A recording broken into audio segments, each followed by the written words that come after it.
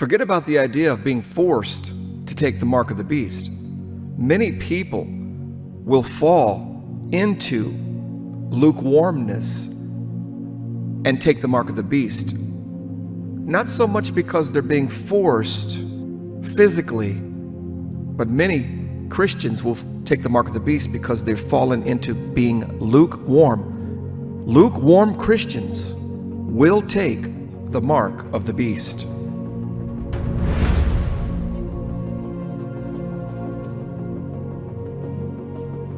It's your responsibility to stay engaged and passionate. It's our responsibility. It's your own personal responsibility. Nobody can make you do what you're supposed to do.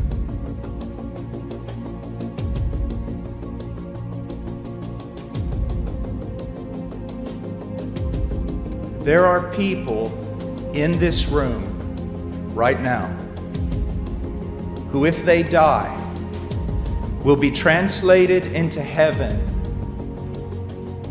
and they will bear upon themselves a glory unspeakable. And there are other people in this room right now who, if they die, will be sent by the judgment of God straight into hell. Now, how would you like to be sitting in a church and the pastor's up there talking, and he looks down at the congregation, he goes, "Some of you guys are going to go to hell." How would you like that? I mean, that's pretty powerful, in my opinion. That's just what he just said. And I don't know how many of you are listening, but the people watching this re-uploaded without all the chatting in the chat room distractions, you can hear this, what he's saying right here. I mean, this is what struck me as, I better listen to this. I better listen to what he's saying here, literally. Because you don't hear that kind of word, that kind of honesty coming from the pulpit. Where the grace of God is totally removed and they will be revealed as the monsters that they truly are. You see, those of us who preach the gospel, we are not here to entertain you. We are not here to talk to you about temporal things, about how you can get the best that you can get out of this present life. No, I am not concerned tonight about your self-esteem. I am not concerned about whether or not your billfold and your checkbook balance themselves out. I'm concerned about one thing. One day, each and every one of you will stand naked before a holy God and you will be judged. That is my great concern.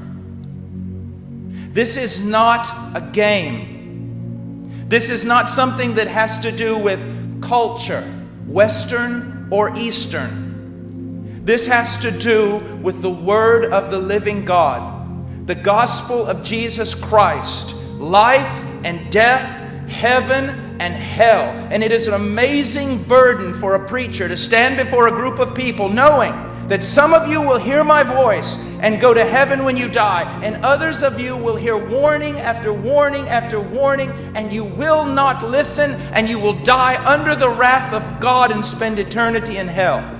Wow. Telling them right to their faces.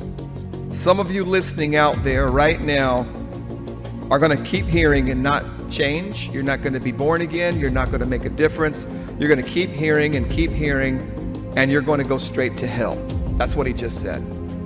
Let's hear that again. And others of you will hear warning after warning after warning, and you will not listen, and you will die under the wrath of God and spend eternity in hell. That is why it is such a difficult thing to preach the gospel of Jesus Christ. Many of you who are older, you know what it's like to follow Christ. You know what it's like to pay dearly for your faith.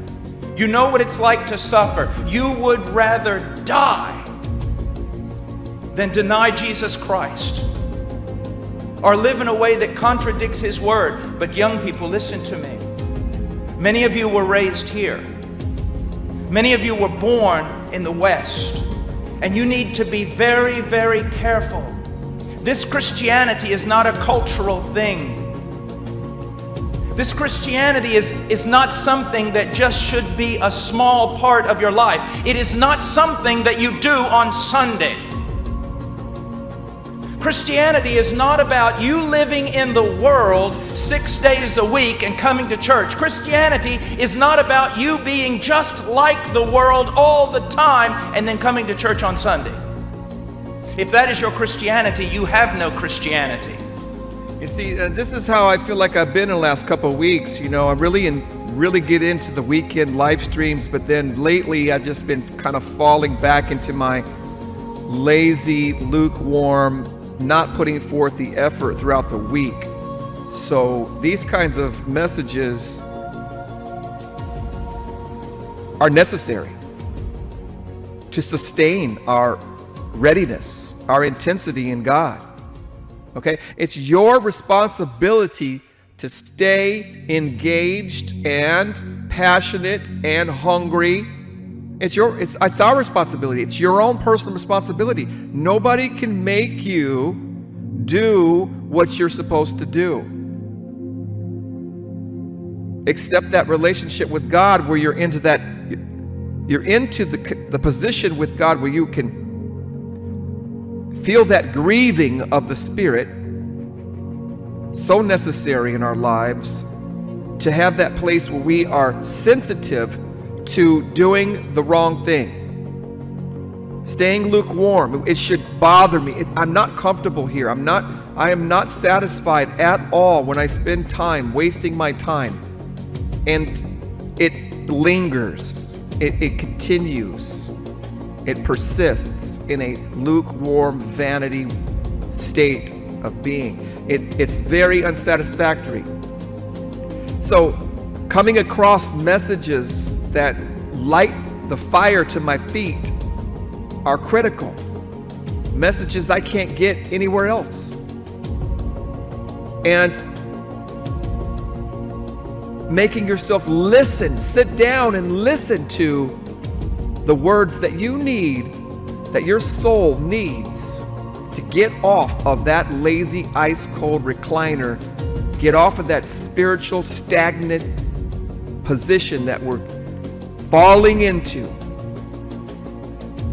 It's so important, brothers and sisters, so important that we do whatever we have to do to snap out of it, snap out of that condition.